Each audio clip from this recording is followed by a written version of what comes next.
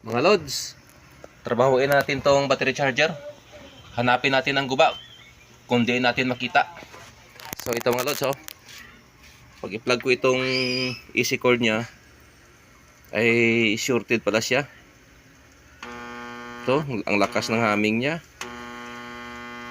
At saka kusang nagtitrip yung AC breaker nya. Ito, nakakonek lang ito sa isang line ng AC plug nya papuntang primary winding nya. At saka mayroon naman siyang DC breaker na nakakonek lang sa kumo ng to AC secondary AC winding nya, na yung labas ay papunta dito sa kanyang resistor papuntang diodes.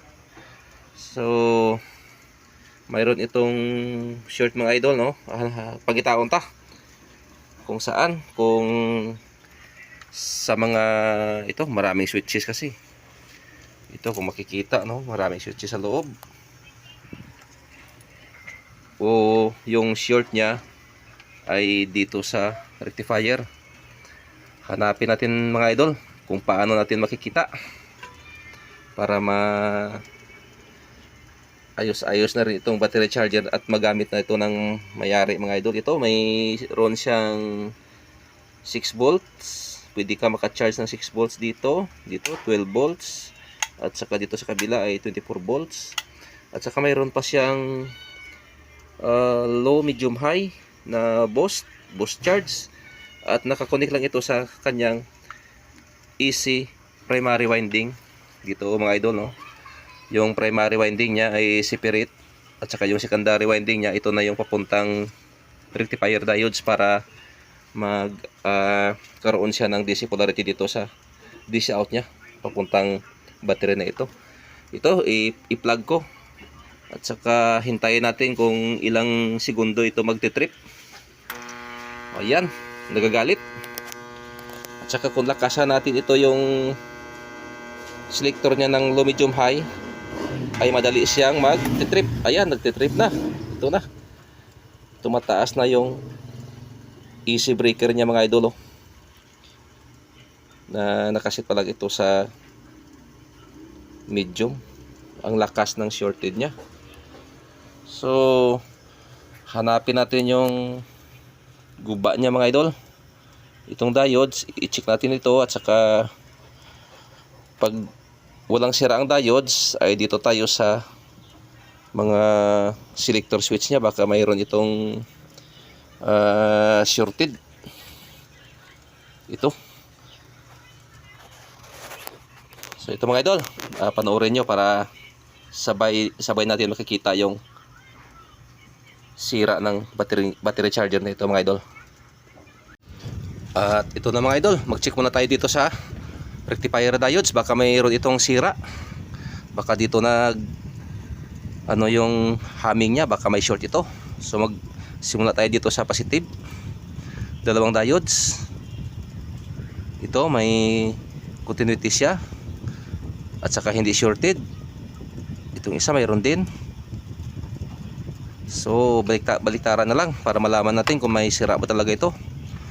Ito testing natin sa reverse. So wala. Ibig sabihin nito mga idol, goods pa itong dalawang diodes. At saka sa kabila mayroon din itong diodes pa na blocking resistor diodes lang yata ito, at positive rin siya. I-test din natin. So ayan, dumideflect yung tester natin, at saka with resistant na deflection. So goods ito, reverse na lang. So okay, goods din itong blocking resistor diodes yung mga idol, So wala dito yung short.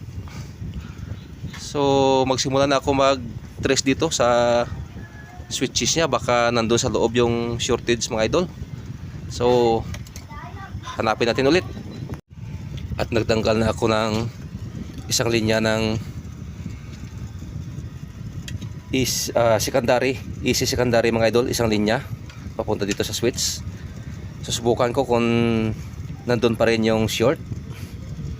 At saka ready na rin ito yung mga markings ko. Ito, 4 na wire yung tatanggalin ko, puro lahat yellow. Nagmamarking sa rin ako dito ng numbering para pag isauli ko hindi ako maligaw, dahil hindi na ito color code, parehang color yellow. So ito na, naka-ready na. At tinanggal ko na itong isang linya. Subukan ko na rin itong i-plug kung nandun pa rin yung shorted nya. So ayan, galit pa rin yung transformer natin mga idol, no? Nandun pa rin ang short, kahit na na-check na itong rectifier diodes ay wala naman itong sira. Ngayon ang gawin ko dito mga idol ay bawas-bawasan ko muna yung mga soko, kaya ang dami ko palang sinasabi. So ayan, isang so na lang. At saka ito, magtanggal na ako. Tanggalin ko na ito para malalaman ko na kung nasa transformer ba talaga yung short. Tanggalin ko na ito mga idol, yung 4 na wiring na ito, yung dilaw, para malalaman na natin kung saan ba ang short, nasa loob ba talaga ng transformer.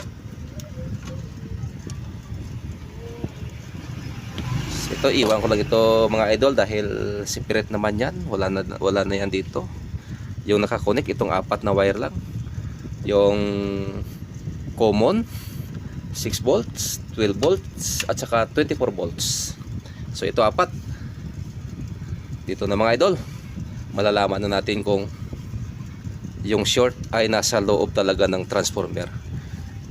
Kunyari mga idol, short pa rin, ay ang diagnose ko dito ay i-rewind ito, dahil yung insulator ng secondary winding niya dito sa loob ay nagsushort. So malamang sa secondary lang yan madalas mangyari. Dito sa primary niya hindi masyado, no, kasi ano ito nakaseparate ito sa unang layer dito sa babin niya, at saka yung secondary ay dito sa sa pangalawang layer na. So posible dito baka nagkadikit, at malalaman na ito natin kung mabuksan na yung transformer. So subukan muna natin mga idol kung yung short nasa labas o nasa loob. So ito na. So sa kasamaang palad mga idol ay shortage pa rin siya at kusang nagtitrip. So talagang mahihinto yung video ko dito, dahil pag binuksan ko ito at saka hanapin yung shortage ay masyadong matagal. So ito mga idol, tapos na yung pagdadiagnose ko ng trouble ng battery charger na ito. Yung hatol ko dito ay buksan at saka i-rewind ito kung kailangan. So maraming salamat mga idol sa pagpanood nyo ng video ko. Hanggang sa susunod, Pulo Habis.